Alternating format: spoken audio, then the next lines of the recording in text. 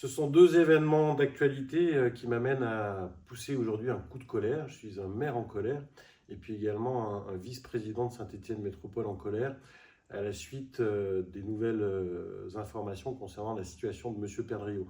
Mais d'abord, je voudrais revenir sur la situation nationale où l'on découvre jour après jour que le déficit de l'État ne sera pas à 4,4% du PIB comme c'était annoncé dans le budget 2024, mais à 6,1% du PIB.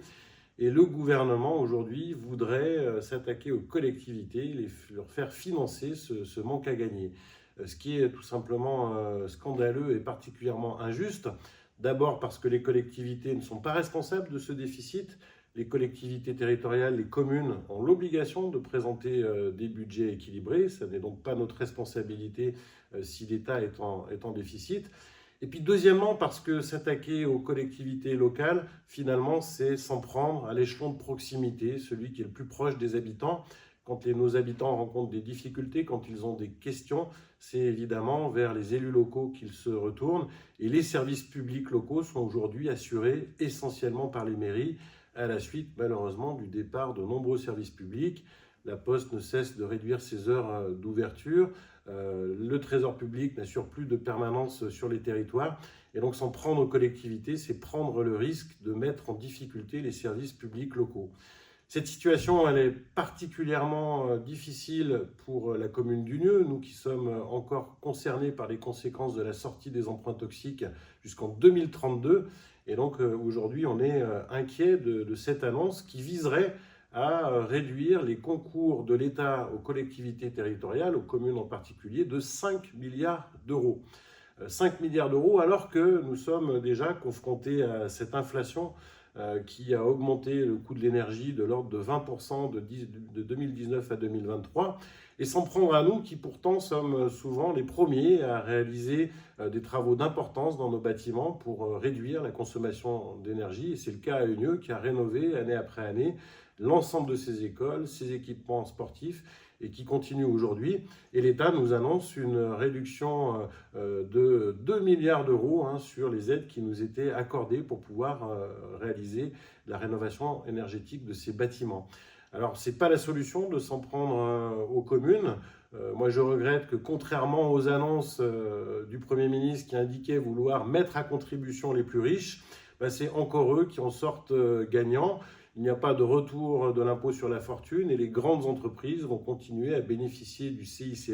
Et pendant ce temps, les ménages, vous et moi, chacun, va devoir encore payer une lourde facture d'électricité et de gaz, puisque ces tarifs sont toujours très élevés et même des hausses ont encore été annoncées il y a quelques mois.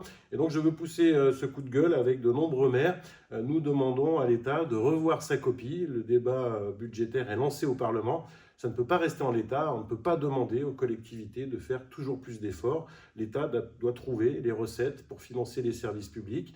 Il y en a besoin, je suis moi-même enseignant et on voit bien à quel point il y a nécessité de recruter des enseignants. Il y a encore des élèves qui sont sans enseignants, des classes sans enseignants, et au contraire, il y a besoin de davantage de services publics. Ma deuxième colère, elle fait suite aux annonces ces derniers jours, notamment dans la presse locale, qui nous indique que l'instruction de l'affaire Perdriau est achevée et que malgré tout, malgré cela, il n'y aura pas de procès avant de nombreux mois, ce que je regrette fortement. 75% des maires avaient demandé à Gaël Perdriau de démissionner, ce qu'il n'avait pas souhaité.